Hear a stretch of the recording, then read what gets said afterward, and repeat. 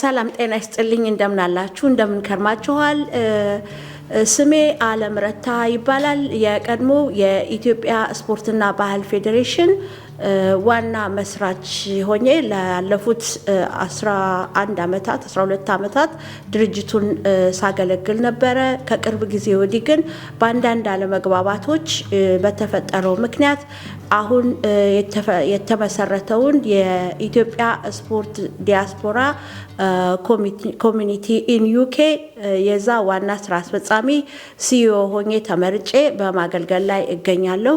አመሰግናለሁ። በኋላ ላይ እመለስበታለሁ።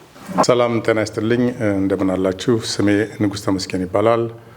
የኢትዮጵያ ስፖርትና ባህል ፌዴሬሽን መስራች ሲሆን በዛን ጊዜም ለ4 አመት ከ2011 እስከ 2014 በቸርማንነት ወይም በሲኢኦ መስርቻለሁ። ከዚህ በኋላ ደግሞ አንዳንድ በተፈጠረው አለመግባባት ምክንያት በአሁኑ ሰዓት አስፈላጊ ሆኖ በመገኘቱ የኢትዮጵያ ዲያስፖራ ስፖርት ኮሚኒቲ በሚለው በቸርማንነት ይህንን ዝግጅት ለማዘጋጀት ደፋ ቀና እያልን እንገኛለን። አመሰግናለሁ። እሺ፣ በጣም አመሰግናለሁ። አልፋ ቲዩብ ሰላም ጤና ይስጥልን እንደታመሻችሁ። እኔ ስሜ ካሳ ታደሰ ይባላል። የቀድሞ ስፖርትና ባህል ፌዴሬሽን ከመስራቾች አንዱ የነበርኩና ለ14 አመት በቮለንተርነት አገልግያለሁ። እንዲሁም 2015 እና 16 የፌዴሬሽኑ ሊቀመንበር በመሆን 2018 ደግሞ የኢቨንት ኮኦርዲኔተር በመሆን 2019 ሲኢኦ በመሆን ድርጅቱን አገልግዬ በራሴ ፍቃድ ሪዛይን በማድረግ ድርጅቱን አስረክቤያለሁ። እንደገና ደግሞ አሁን አዲስ በተከፈተው የኢትዮጵያን ዲያስፖራ ስፖርት ኮሚኒቲ ማህበር የኢቨንት ኮኦርዲኔተር ሁኜ እያገለገልኩ ነው ያለሁት። ሌሎች ጥያቄዎችን በሚቀጥለው መለሳለሁ። አመሰግናለሁ።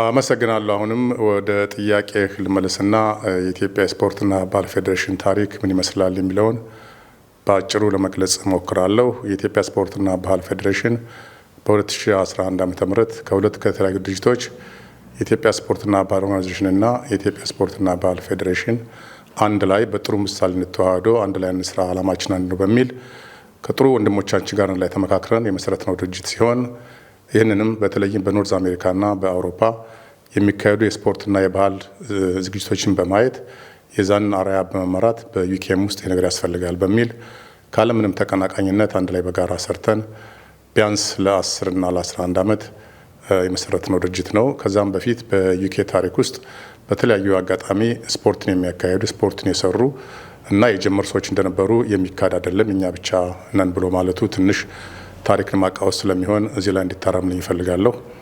ሆኖም ግን ለመጀመሪያ 4 አመት እንደነገርኳችሁ የኢትዮጵያ ስፖርትና ባህል ፌዴሬሽን ሊቀመንበር ሆነን ስንሰራ ዋናው ዓላማችን ኢትዮጵያ ማሰባሰብ፣ ባህሉን ማሳወቅ፣ ላለንበት ህብረተሰብ አንድ ላይ ምን እንደምንመስል መልካም ባህላችንና ታሪካችን ማስረዳት ስለነበር በዛ በአስቸጋሪ ጊዜ በተለይም ክፍል በነበረበት የፖለቲካው የዘር ክፍል በነበረበት ሰዓት ማንንም ሳንወግን አንድ ላይ ሆነን ብዙ የተለያዩ ህብረተሰቦችን ለማምጣት ችለናል። ይሄም በጣም በትልቅ ምሳሌነት የሚነሳና ለታሪክ ምስክር የሚሆን ስለሆነ ልጆቻችንን ቤተሰቦቻችንን በተለያየ መልኩ በስራ እያሰማራን ራሳችን ገንዘባችንና ጊዜያችን ሳክሪፋይ እያደረግን ለ9 አመት ከሰራን በኋላ በተቻለ መጠን በጣም ዲሞክራሲያዊ በሆነ መንገድ እየተነጋገዝንና ምርጫ እያደረግን አንዳንዴ አስፈላጊ ሲሆንም ገንዘብ በማዋጣት አስፈላጊ ሳይሆንም ደግሞ በተቻለ መጠን በጣም ክፍያ በሌለበት ወይም በትንሽ ክፍያ እያደረግን ነው ከትንሽ አንስተን እዚህ ያደረስነው። አሁን እንደሚወራውና እንደሚባለው ምንም ገንዘብ አልሰሩም የትም አልደረሱም የሚለው የቃቃ ጨዋታ አሁን ለመጡ ሰዎች ቁም ነገር የማይነካ ውሃ የማይመስል ነገር በመሆኑ በመጀመሪያ ደረጃ ድርጅትን በተቻለ መጠን መስርቶና አካሄዶ እዚህ ማድረስ ትልቅ ነገር ስለሆነ ምንም እንኳን ምስጋና ይገባናል ብዬ ባልልም ጅምራችን ግን ለህብረተሰቡ መታወቅ እንዳለበት ለማስረዳት እሞክራለሁ። የኛ በፊት ታሪካችን የኢትዮጵያ ስፖርትና ባህል ፌዴሬሽን እውነት ለመናገር በአሁኑ ሰዓት ያን ያህል ብዙም ያለያየን ብዙም ያጋጨን ነገር ሆኖ ሳይሆን በተቻለ መጠን ማንም ሰው ሲሰራ ይጣላልና ማንም ሰው ሲሰራ አለመግባባት ይኖርና ያንን አለመግባባት ቶሬት ለማድረግ ባደረግነው ጥረት ሳይሳካ በመቅረቱ አሁን ባለንበት ደረጃ ላይ እንገኛለን። ያ ማለት ግን ወደፊት አንድ ላይ አንሰራም ማለት አይደለም። ወደፊት ከወንድሞቻችን ጋር አንድ ላይ ያለ ማለት አይደለም። ይሄ የኔም እዚህ የምታዩችም ጓደኞቼ ዓላማና ፍላጎት ነው። ነገር ግን ለምን አዲስ አስፈለገ ወደሚለው ጥያቄ አይ ቲንክ የሚቀጥለው ጥያቄ ይመስለኛል። ወደሱ እንመጣበታለን እና ኢትዮጵያ ስፖርትና ባህል ፌዴሬሽን በዘር በሃይማኖትና ፖለቲካ ሳይወግን ማንኛውንም ሰው አሰባስበው እስካሁን ደስ ያካል ቆየ በኋላ በአጋጣሚ ግን የፌዴሬሽኑ የህግ የካምፓኒ ሃውስ ኮድ እና የተለያዩ የገንዘብ አካውንቶች በአንድ ግለሰብ ብቻ የኢትዮጵያን የእንግሊዝ የፖስታል ሰርቪስን በሚያሳዝን አኳኋን ከራሳቸው መሀል እንደተናገሩት 3 ቀን ሰው በር ላይ በመቆም እና የካምፓኒውን ኮድ በመስረቅ ህገወጥ በሆነ መንገድ ስለተወሰደ በዛ ላይ በተነሳ ጭቅጭቅ ይኸው ዛሬ ደርስ መረጃ ደርሰናል። ነገር ግን ይህንን ለህብረተሰቡ ማሳወቅ አስፈላጊ በመሆኑ ዛሬ ይኸው እዚህ ላይ ተቀምጠን እውነቱን ለመናገር ለህብረተሰቡ ችግራችን ለማስረዳት እውነት ለመናገር እኛ ሰውን ለመከፋፈል ወይም አዲስ ድርጅት መስርቶ ለማትረፍና ለመነገድ ሳይሆን እውነቱ እስከሚታወቅ ድረስ እውነቱን ለህብረተሰቡ እስከምናሳይ ድረስ ይሄም አለ። ህጋዊ በሆነ መንገድ አቋቁመን መስራትም እንችላለን። ከወንድሞቻችን ጋር በምንሰራበት መንገድ ይፈጠራል በሚል ወደፊት በሚመጡ ጥያቄዎች ምን ያህል ሽማግሌዎችን እንደላክን ከሽማግሌዎች ጋር ምን ያህል ንግግር እንዳደረግን እንዴት አይነት ጥረት ተደርጎ ሆኖም ግን ያ ሊሳካ እንዳልቻለ ይህም ጥረት ደግሞ ወደፊት እንደሚቀጥል የዩኬ ህብረተሰብ እንዲያውቅልን ላሳስብ እወዳለሁ። ወደሚቀጥለው ጥያቄ እስከምንመለስ እዚህ ላይ አቆማለሁ። አመሰግናለሁ። እሺ አመሰግናለሁ። በአቶ ንጉስ ላይ ትንሽ ተጨማሪ ለመስጠት ያህል አሁን የተፈጠረው ድርጅት ለምን ተፈጠረ ለሚለው ጥያቄ ብዙ በኮሚኒቲው የተነሳና የኛም የዚህ ድርጅቱ መመስረት ኮሚኒቲን ለሁለት ይከፍላል የሚል የተለያዩ ሀሳብ ከያቅጣጫው ይመጣሉ። ነገር ግን ይሄ ለምን ሆነ የሚለውን ነገር አጠር አድርጌ ለማስረዳት ሞክራለሁ።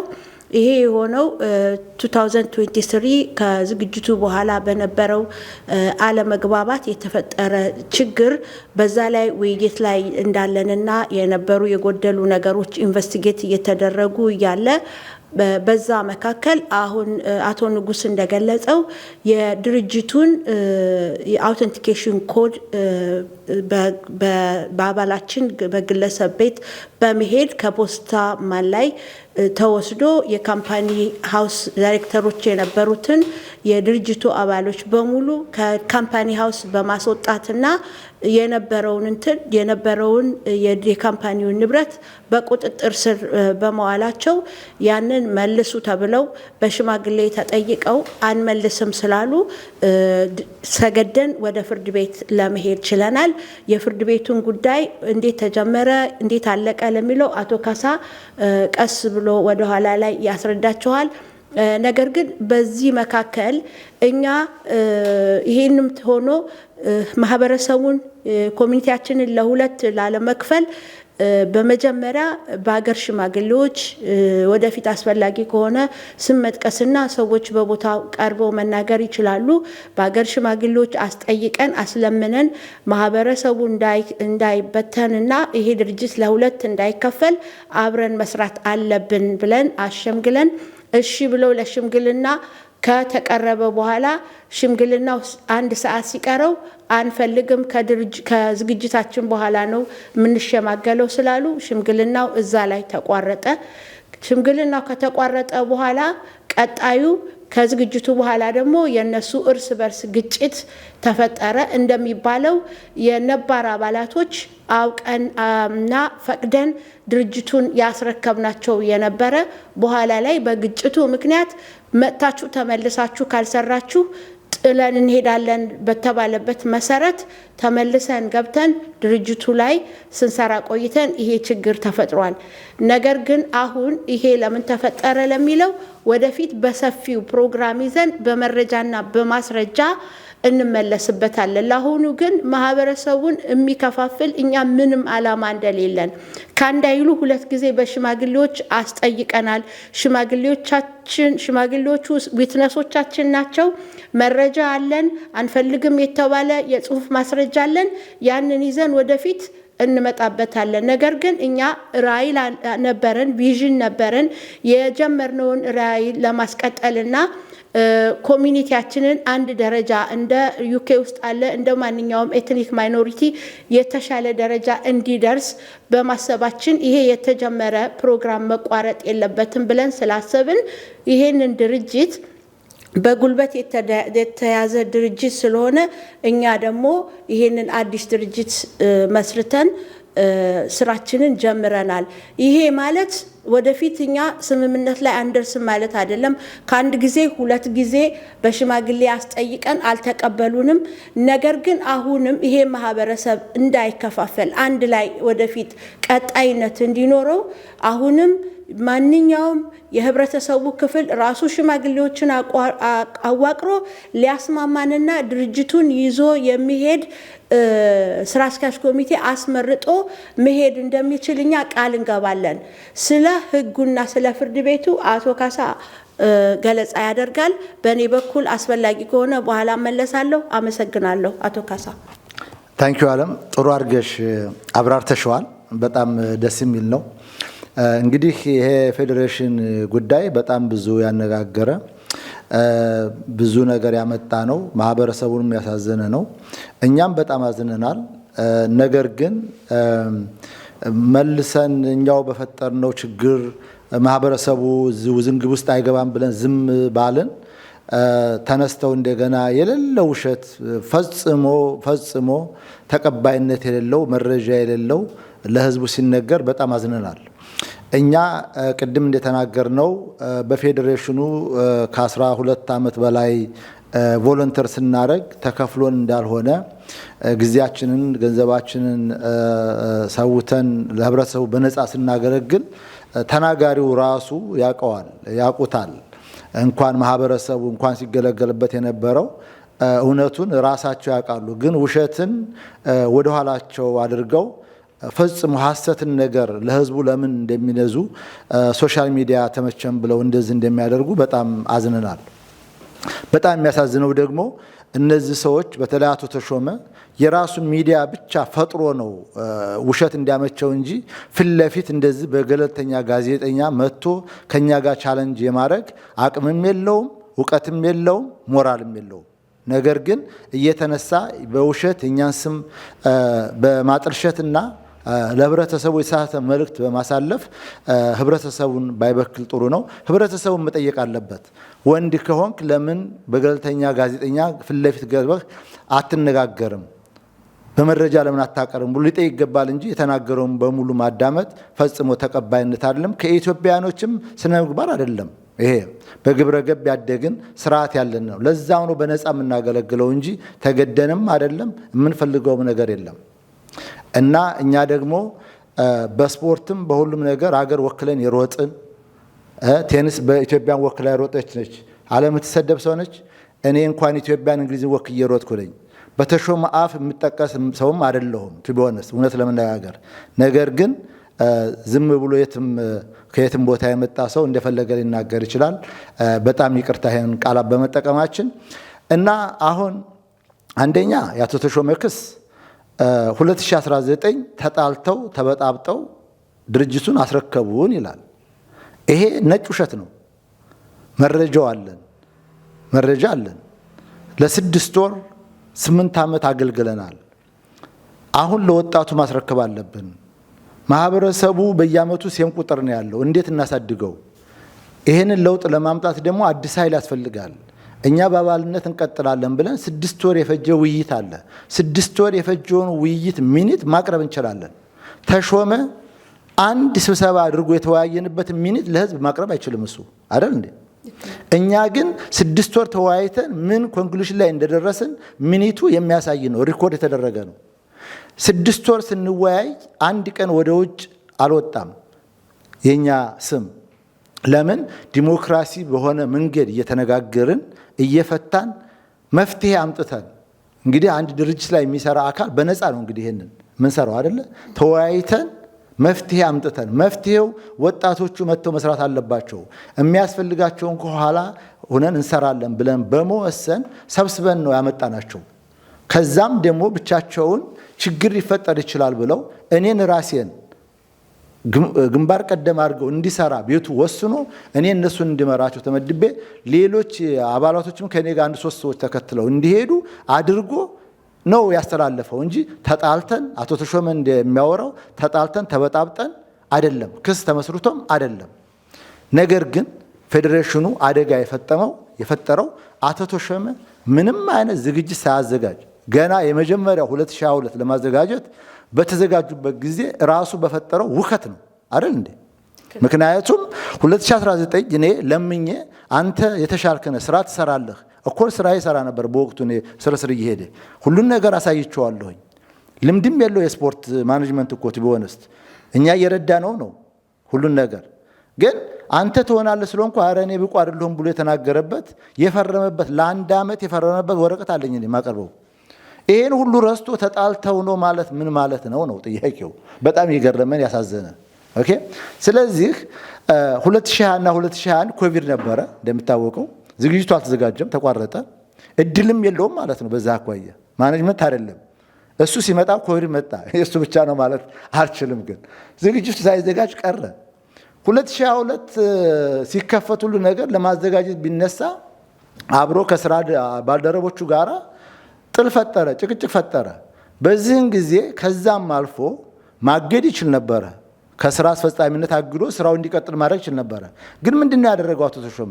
የፌዴሬሽን ሎጎ ተጠቅሞ የአብረውት የሚሰሩትን በነፃ የሚሰራን አባል ፐብሊክ ላይ ፌስቡክ ላይ ነው ያወጣው ደብዳቤ ጽፎ። ያ ማለት ዓለም አቀፍ ህዝብ ነው የሚያለው። እነዚህ ሰዎች ቤተሰብ አላቸው፣ አገር ቤት ዘመድ አላቸው፣ በነፃ ነው የሚሰሩት። ስማቸው ለምን በዚህ ይሆናል? በውስጥ እኮ አግደህ እኮ እስከሚያልፍ መጠበቅ ትችላለህ። ስማቸውን ብሎ በፌዴሬሽን ሎጎ ተጠቅሞ ማውጣት ትክክል አይደለም ብለን ነው እኛ የተመለስነው የጠየቅነው። እንደነባር ፌዴሬሽን አባላት ስላሳሰበን ይሄ ነገር ትክክል አይደለም ብለን ጣልቃ ገባን። አሻፈረኝ አለ። በፍጹም አትነኩኝም እቀጥላለሁ አለ። አሁንም ተመካክረን እሺ ይሄ 2022 ዝግጅት ይለፍና እንነጋገራለን ብለን አሳለፍነው። እሱኑ ለቀን ማለት ነው። እኛም ገብተን ሰርተን ሁላችንም ገብተን ሰርተን በዚህን ጊዜ እሱ ምንድን ነበር ያለው? ብቻዬን አልችልም መታችሁ መስራት አለባችሁ ስላለ ነው። ያንንም ለምንሆን ቅድም ዓለም እንዳለችው ተመለሰን የመጣ ነው። እንዴት ነው አስረክበውኝ ሊቀሙኝ ነው የሚለው እንዴት ከየት የመጣ ነው ጥያቄው። እና እኛ ገብተን የሰራ ነው ፌዴሬሽን ተጣልቶ ሊያፈርስ ስለነበረ አንደኛ ለመምከር ለማስታረቅ ነው የተመለስነው። ሁለተኛ የሚሰራ ሰው የለም ኑ ብሎ ስለለመነን ነው የገባ ነው። ሰራን እንደ በፊቱ። ከዛስ ምን ሆነ? ጭቅጭቁ ቀጠለ። ተመረጠ፣ ኮሚቴ ተመረጠ ኢንቨስቲጌት የሚያደርግ 28 ፔጅ ያለው ሪፖርት ማቅረብ እንችላለን። 28 ፔጅ ኢንቨስቲጌት የተደረገ ፕሮፌሽናል ኢንቨስቲጌት የተደረገ እንዲህ ዝም ብሎ ወረቀት አይደለም። ፕሮፌሽናል የሆነ ኢንቨስቲጌሽን 28 ፔጅ ያለው ዶክመንት አለን እኛ። ምን እንደተፈጠረ እንዴት እንደተፈጠረ ምን እንደሆነ የሚያስረዳ አለን መረጃ። ይሄንን ረስቶ ነው እንዳሁን ወጥቶ ተጣልተው አስረክበውን እንደገና ሊወስዱት መጡ የሚለው በጣም ያሳፍራል። ማህበረሰቡ ሊጠይቅ ይገባል። ገለልተኛ ጋዜጠኞች መጥተው ይሄን ኢንቨስቲጌት አድርገው ለህዝብ እውነቱን ማጋለጥ አለባቸው አይደል እንዴ? ኦኬ ስለዚህ ከዛ ተነስቶ 2023 እንደገና አለቅም ስላለ አሁንም ዝግጁ ስለደረሰብን ከዛ ከኢንቨስቲጌሽን በኋላ ምን አደረግን? ኢንትሪቲም ሊደር መረጥን፣ አንድ ሰው ከውስጣችን። እሱም አብሮ ከሱ ጋር የተጣሉ ሰዎች እንዲቀጥሉ ዝግጅቱ እንዳይፈርስ ነው እንግዲህ ከአንድም 2 ጊዜ አለቅም ስላለ እሺ ብለን እንዲቀጥል አድርገን ሁለተኛውም እንደገና 2023 ዝግጅቱ አለፈ። 2023 ዝግጅት ካለፈ በኋላ አሁንም አለቅም ብሎ የባስ ብሎ ዳይሬክተሮቹን ከካምፓኒ ውስጥ አባረረ። እኛን ሁሉ ከዋሳብ አባረረ። አዲስ አባላትን መለመለ። የ3 ወር አባል ናችሁ ብሎ ሰጣቸው። እነሱም አክሊሉ ያ ብለው ተቀበሉ። እኛ ሜዳ ላይ ቀረን። በዚህ ጊዜ 16 የፌዴሬሽን አባላት 2 ሰው ብቻ ነው እሱ ጋር የሄደው። በዛን ጊዜ አቶ መሳይና አቶ ዮሐንስ ናቸው የሄዱት። ሌላ 14 የፌዴሬሽን አባላት ከኛ ጋር ነበረ። በዚህ ምክንያት እያለ ሽምግልና ሄድን። በሽምግልና ተሞከረ። ዝግጅቱ እንዲያልፍ ተደረገ። እኛ ሽምግልናውን አንፈልግም ከዝግጅቱ በኋላ ነው እንጂ ምንም አይነት ድርድር አናቅም ብለው ስለዘጉ ሽማግሌዎችም በደብዳቤ ስላሳወቁን አንደኛ ይሄ ድርጅት ለበጎ አድራጎት ተቋቁሞ ግለሰብ ለአንድ ዓመት የተፈቀደለትን ለ5 ዓመት በቁጥጥር ስር አድርጎ እንዴት ይቀጥላል ነው ጥያቄያችን የነበረው። ሁለተኛ የሰውን ስም በአደባባይ በፌዴሬሽን ሎጎ እንዴት ያወጣል ነው ጥያቄያችን። ሶስተኛ የፌዴሬሽን አባላት በቃ ማስረከብ አለበት ሲባል አለቅም ካለ እንዴት በጉልበት ይቀጥላል ነው። ይሄ ነው ጥያቄያችን የነበረው፣ እሱ እንደሚለው አይደለም። ከዛም ሽምግልና እምቢ ካለ ይሄን የነገርኳችሁን እምቢ ካለ ምን ማድረግ አለብን? ወደ ህግ መሄድ አለብን። ወደ ህግ መሄድ አለብን። ጠበቃ ያዝን፣ ምክር አገኘን፣ መጠየቅ አለባችሁ ተባልን። ወደ ፍርድ ቤት ሄድን። መጀመሪያ በዛ ሀገር ህግ ካውንቲ ኮርት ነው መሄድ ያለብን። ጠበቃው ጃክሽን ነበር የጠየቀው ካውንቲ ኮርት። ኦኬ ጃክሽን ጠየቀ። ግን ጊዜው በጣም አጭር ስለነበረ በጣም ቀርቦ ስለነበረ ምንድነው የተደረገው? ካውንቲ ኮርቱ ወደ ሃይ ኮርት አስተላለፈው ኬዙን ማለት ነው። እኔ ከአቅሜ በላይ ነው ወደዛ መሄድ አለበት ብሎ አስተላለፈው። እዚህ ላይ ነው የተፈጠረው። እዚህ ላይ ጠበቃችን ለሃይ ኮርት የሚቀርበው አፕሊኬሽን ቁጥር መለያ ቁጥር ሌላ ቁጥር ነው ያደረገው። ያንን አድርጎ ስላስገባ ዳኛው ከመግባታችን በፊት ባስተርም ይዘናል። ባስተሯ ነግራናለች ለኛ ይሄ ሮንግ አፕሊኬሽን ነው። ስለዚህ ዳኛው እኔ ላይ እንደሚጮህብኝ ወይም ደግሞ ሪጀክት እንደሚያደርገው እናውቃለን። ግን እዚህ ስለደረስን ደግሞ የሚለውን ሰምተን መሄድ ነው እንጂ ምንም አማራጭ የለንም ስላለችን እኛም ያወቅነው የዛን ቀን ነው ኮርት ሄደን ያወቅነው እንጂ መጀመሪያ ጠበቃው አልነገረንም ነበር፣ አላወቅንም ነበር። ለምን እንደሆነ ምንም የምናውቀው ነገር የለም። ገባን። ባሪስተሯ እንደነገረችን ይሄ አፕሊኬሽን ሮንግ ነው፣ እንዴት ብዬ ነው እማየው? ስለዚህ ብሎ የሁለታችንም ሐሳብ ተቀበለ። ነገር ግን ወደ በዚህ ኬዝ እዚያ ከቀጠላችሁ ፌዴሬሽኑ አይችልም። ያለው ገንዘብ ባንክ ውስጥ ያለው 33 ነው 35 ሺህ ነበር። ስለዚህ ፌዴሬሽኑ አቅም የለውም ይሄንን ኬዝ ለማስኬድ። ካውንቲ ኮርት መመለስ አለባችሁ። ተመልሳችሁ አፕላይ አድርጋችሁ ሶርት አውት ማድረግ አለባችሁ። ሁለተኛ ነገር ደግሞ በሽምግልና መደራደር አለባችሁ ነው ያለው ዳኛው። ይሄንን ነው ያለው። ፍርድ አልፈረደም፣ ለኛም አልፈረደም፣ ለነሱም አልፈረደም። እግዚአብሔር በሚያውቀው ለኛ ተፈረደልን የሚለው እስኪ የተፈረደበትን ወረቀት ያምጣ ነው። ለአቶ ተሾመ መያዝ አለበት መቀጠል አለበት የሚለውን ያምጣ ዳኛው። ኦፍኮርስ እኛ 250 ብር ቀጥቶናል። 250 ብር የቀጣን ሮንጋ የነሱ ጠበቃ እዛው ቮለንተር ሆና የገባች ነች። ተቀጥራም አይደለም ከፍለውም አይደለም፣ እኛ ከፍለን እንሄድ ነው። ቮለንተር ልታረግላቸው ቁማ ዳኛው ወደ ካውንቲ ኮርት መመለስ አለበት ብሎ ሲል የኛንና የኮርቱን ሰዓት ስላጠፉ ትምህርት እንዲሆን 2000 ፓውንድ ይገባኛል፣ ገንዘቡ ደግሞ ለቻሪቲ ነው የምሰጠው ብላን ያመለከተችው እዛው። ዳኛው አይ እነዚህ ሰዎች ቮለንተር ነው የሚሰሩት፣ ባይሆን ለወደፊት ትምህርት እንዲሆናቸው 250 ብር መክፈል አለባቸው ብሎ ነው እንትን ያለው። ስለዚህ እዚህ ላይ እንግዲህ እኛ አሁን አቅም ቢኖረንና አስፈላጊ ነው ብለን ብንሄድ አንደኛ ጠበቃችንን መክሰስ እንችል ነበር። አቅም ግን የለንም። ሲቦነስት 6,500 አውጥተን ነው አይደል ያንም ያደረግነው። ዳኛው ስተሰርቶብናል በእኛ ላይ አቅም እስከሚኖረን ትተነዋል ያንን ኬስ። ወይም ደግሞ ዳኛው ራሱ ወደ ታችኛው ኮርት ሂዱ ብሎ ሲናገር ጠበቃችን ይሄንን ማመልከቻ በሮንግ አስገብቶብናል፣ አሁን አስተካክለን አፒል ማድረግ እንፈልጋለን፣ ትክክለኛው ፍርድ ይሄ ነው ይሰጠን ይታይልን፣ ኬዛችን ሳይታይ ነው ወደ ታችኛው ሄደ የተባለው ብለን አፒል እንኳን ብናረግ ኬዙ እንደሚታይ እርግጠኞች ነበርን። ነገር ግን እኛ እዚህ ጉዳይ ውስጥ ከምንገባ ለምን ለጊዜው እንተው ብለን አልፈን ሄደናል። ይሄ ነው የሆነው ትክክለኛ የሆነው። ይሄን ለተናገርኩት በሙሉ ማስረጃና መረጃ ለማቅረብ 100% እርግጠኛ ነኝ። ስለዚህ ይሄ ነው እውነቱ። ህዝብ መጠየቅ ያለበት ይሄንን ነው እና በዚህ መንገድ ነው ይሄር ነው። ከዛ በኋላ እንግዲህ ምንድነው የተፈጠረው? ከአቶ መሳይ ጋር ተስማምተን ለመስራት ጥረት ተደረገ። 1 ዓመት ሙሉ ፈጀ። ሽማግሌዎቹ መጨረሻ ላይ አይ አንፈልግም አንደራደርም አሉ። አንደራደርም ያሉት መጀመሪያ ራሳቸው ጠይቀው ነበረ። ግን አንደራደርም መተው ከፈለጉ ይስሩ ብለው ያሉት አንደኛ ገንዘቡን በህገ ወጥ መንገድ በሁለታችን ስም የነበረውን ከባንክ አውጥተው ወስደዋል። ምንም አይነት መረጃ የለንም እንዴት እንደወሰዱት። ራሱን የቻለ ክሪሚናል ነው። እሱንም መጠየቅ እንችላለን። ግን በቮለንተር የምንሰራ ሰዎች በ50ና በ60 በመቶዎች የሚፈጅ ኬዝ እንዴት አድርገን እናንቀሳቅሰው ነው ማህበረሰቡ መረዳት ያለበት። ይሄ ነው። ኬዝ አለን፣ እውነት አለን፣ ከየት አምጥተን እንንቀሳቀስ? ስራውን ለመስራት ቮለንተር ነው የምናደርገው። ስለዚህ ይሄ ማህበረሰቡ ጥያቄ ነው እንጂ የኛ ጥያቄ ብቻ ሊሆንም አይገባም።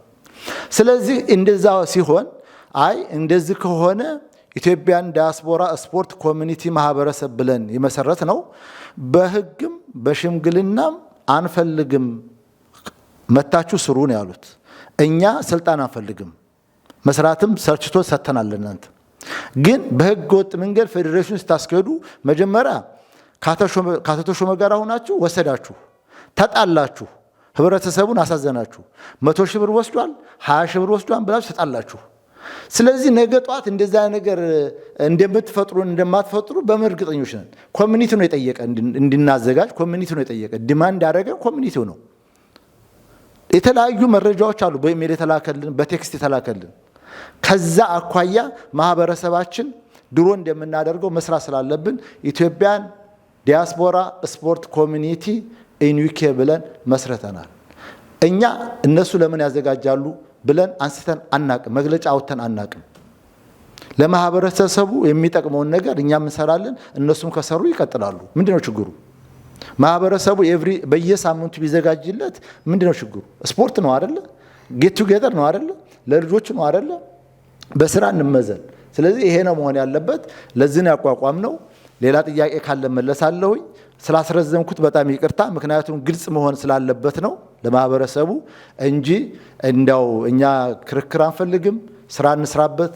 ለኮሚኒቲ መስራት ካለባቸውም አርፎ ቢሰሩ የተሻለ ነው የሚል ነው። በጣም አመሰግናለሁ። ሁላችሁንም ያው እንግዲህ ወደ ክሱ የተሄደበት ምክንያት ድርጅቱ ኢሌጋሊ ከአንዱ አባላችን ቤት በህገወጥ ከፖስታ ማላይ ስለተወሰደ ነው። ያንንም እኛ ራሳችን ፈጥረን አኪዩዝ ማድረግ ሳይሆን እርስ በራሳቸው በተጣሉበት ወቅት በዘውዱ ሾው ሚዲያ በዚህ መልኩ ነው ከፖስትማን ላይ አውተንቲኬሽኑን ኮድ የወሰድ ነው ብለው የተናገሩት ራሳቸው ናቸው። ያንንም ይቅር ብለን እኛ ቀጥለን ነበር በእርቅ በሽምግልና ለምን ኮሚኒቲ እንዳይከፈል ስለፈለገን።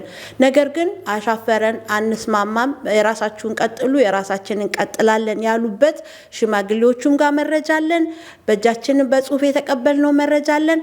አሁንም እኛ ራያችንን ለማስቀጠል ቪዥናችንን የነበረውን ወደፊት ኮሚኒቲያችንን አንድ የማድረግ ልጆቻችን ባህላቸውን አሴታቸውን እንዲያውቁ ይሄ ኮሚኒቲያችን አንድ እንዲሆን የሚል አላማችን የነበረውን እሱን ለማስቀጠል ነው። ወደፊትም ደግሞ ዛሬ የተጀመረው የኢትዮጵያ ስፖርት ዲያስፖራ ኮሚቴ ነገር ለልጆቻችን በጥሩ ሁኔታ አሳልፈን እንደምንሰጥ ከሆነም ደግሞ አሁንም ለስምምነት በራችን ክፍት ነው። እስካሁንም ሞክረናል፣ ወደፊትም እንሞክራለን። እኛ ከፋፋዮች አይደለንም። የቆምንበት የጀመርነውን አላማ መጨረስ አለብን ብለን ስላሰብን ነው።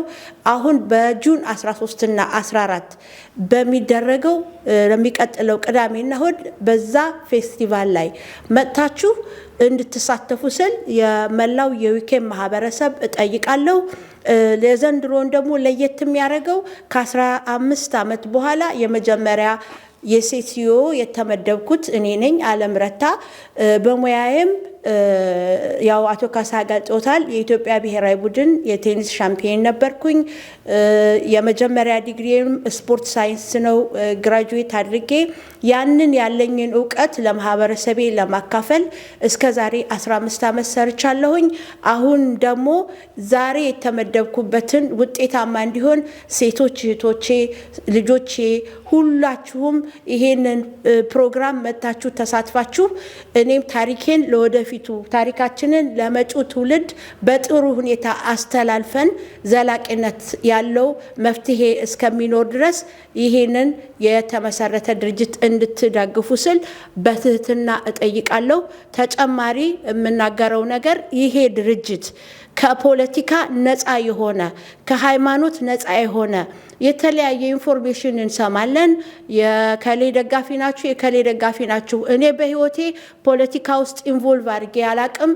የማህበራዊ ኑሮ ላይ ችግር ሲመጣ ወገኔ በመርዳት መላው የዩኬ ማህበረሰብ ያቃል። ያልተሳተፍኩበት የእርዳታ ድርጅት የለም፣ ያላደረኩት ነገር የለም። ነገር ግን ፖለቲካን በተመለከተ ማንም ድርጅት ጋር ተሳትፌ አላቅም። ኦፍ ኮርስ ለወገኔ ሁል ጊዜ ድምጽ ሆናለሁ፣ አሁንም ሆናለሁ፣ ወደፊትም ሆናለሁኝ። ነገር ግን ስፖርት ለሰላም ለፍቅር እስከሆነ ድረስ ማህበረሰባችንን አንድ ለማድረግ የሚደረገውን ጥረት የመላው የዩኬ ማህበረሰብ እንዲደግፍ ስል በትህትና ጠይቃለሁ። አመሰግናለሁ። የምትጨምሩት ነገር ካለ? አመሰግናለሁ።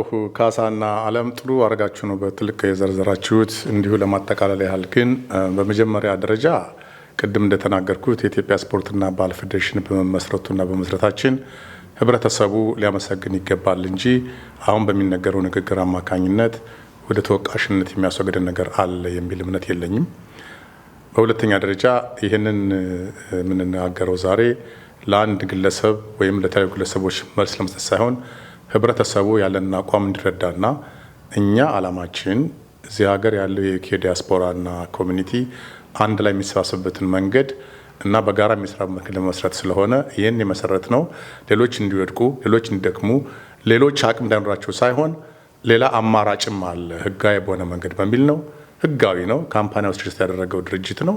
ስለዚህ ማንኛውም ሰው ህጋዊ በሆነ መንገድ ስፖርትና ባህልን ማወዳደር ማሳተፍ ይችላል። እኛ በአሁኑ ሰዓት ይህን ስናደርግ ገንዘብ የለንም። ከራሳችን አውጥተን ያደረግነው ለምን አትሊስት የሰራነው ስራ ስለሆነ በድሮ እንዴት በዚህ መልኩ ይቀራል በሚል ነው የጀመርነው። ሌላው ማስረከባችን እንደ ወቀሳ የሚያቀርብ ግለሰብ በሚዲያ ላይ ሰምቻለሁ። ጊዜው የቲክቶክ ዘመን ነውና እንደ ልብ መናገር ይቻላል። ያ በእውነቱ ስህተት ነው። ይሄ የመጣውን የዘመን ቴክኖሎጂ ለአግባብ ላለው መልኩና ኤቲክ ላለበት ብናውለው በጣም ጥሩ ነው። ህብረተሰብን ለማሳሳት ሰዎችን ስም ለማጉደፍ የሚደረግ አካሄድ ሁሉ ተገቢነት የለውም። በመጀመሪያ ደረጃ በቲክቶክ የሚናገረው ሰው እሱ ራሱ በአሁኑ ሰዓት የምንም የፌዴሬሽኑ ድርሻ የሌለው ግለሰቦችን በተለያየ መልኩ ለማሸማቅ የሚሞክር አልፎ ተርፎም ደግሞ ሲመቸው ጓደኛዬ ሳይመቸው ጠላቴ በሚል የሰውን ስም ለማንሳት የሰውን ስም ለመጻፍ በፌዴሬሽኑ ሎጎ ላይ እያወጣ በተቻለ መጠን ለህብረተሰቡ እንኳን ብዙ የአገልግሎት ሰዎችን ለማዋረድና የማይሆን ስለመስጠት ሀፍረት የሌለው ሰው በመሆኑ በእውነቱ በራሱ ሊያፍር ይገባል። ይህንን ለሱ ለራሱ ለህሊናው ተዋለሁ። ዞሮ ግን ሌሎች ጓደኞቻችን አብሮን የመሰረቱ አብሮን ብዙ የሰሩ አሁንም በኢትዮጵያ ስፖርት ባህል ፌዴሬሽን ስር ያሉ ወንድሞቻችን ናቸው። አብረናቸው ለመስራት አሁንም ዝግጁ ነን። የነሱን ዝግጅት ለማደናቀፍ ወይንም ጸረ ኢትዮጵያ ስፖርት ፌዴሬሽን የሆነ አቋም በፍጹም የለንም፣ ሊኖረንም አይችልም።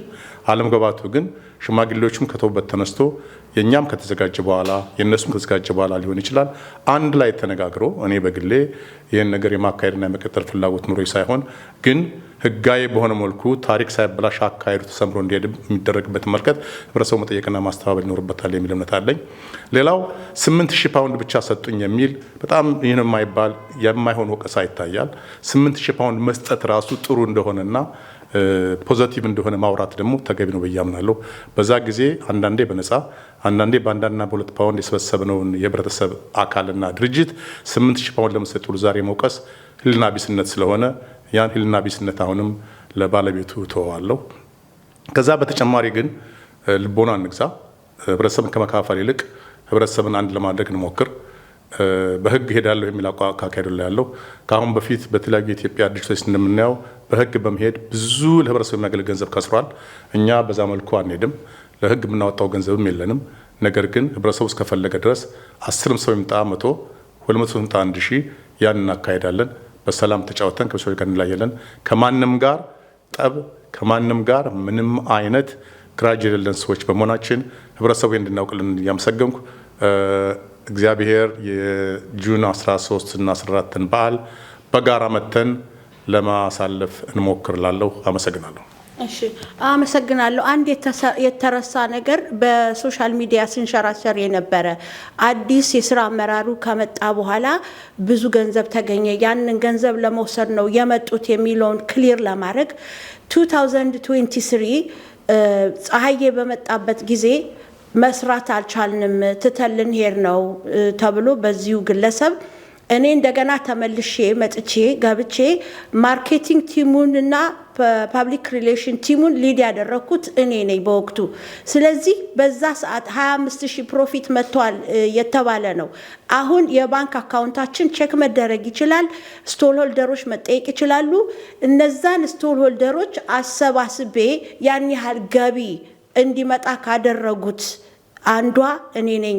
ጓደኞቼ የተለያየ የስራ ዘርፍ ተሰማርተው ያ ዝግጅት ሰክሰስፉል እንዲሆን ተደርጓል። ነገር ግን ማንም በተናጠል ሰርቶ ሰክሰስፉል ገንዘብ ያመጣ የለም።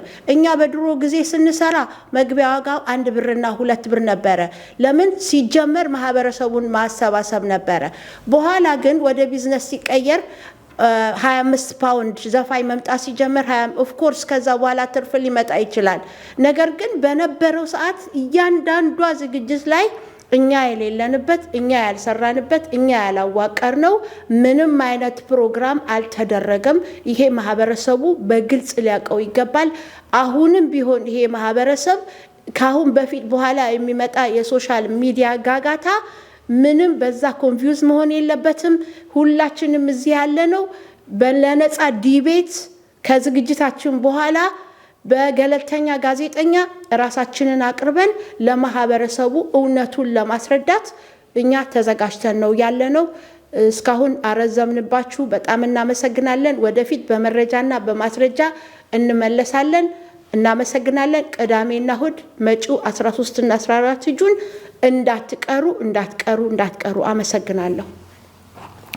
እሺ አመሰግናለሁ። እኔም እንደማጠቃለያ ማቅረብ ፈልገው ዋናው ነገር እንደው እውነቱን ያለፈው መናገር አለባችሁ ስለተባለ ዲማንድ ስለመጣ ነው እንጂ ያለፈ ነገር ምናምን ዋናው ወደፊት ነው። ወደፊት መሄድ ነው፣ መቀጠል ነው እና የሚመጣውን ዝግጅት ሰክሰስፉል ለማድረግ ማህበረሰቡ መጥቶ ራሱ ደስተኛ መሆን አለበት፣ ጥሩ ጊዜ ማሳለፍ አለበት። የምናዘጋጀው ለኮሚኒቲው ነው። ኮሚኒቲው በአንድ ላይ ተገናኝቶ ጥሩ ጊዜ እንዲያሳልፍ በዚሁ አጋጣሚ ግብዣችን ነው። ዓለም እንዳለችው ግልጽነት የለም የሚባል ምናምን አለ።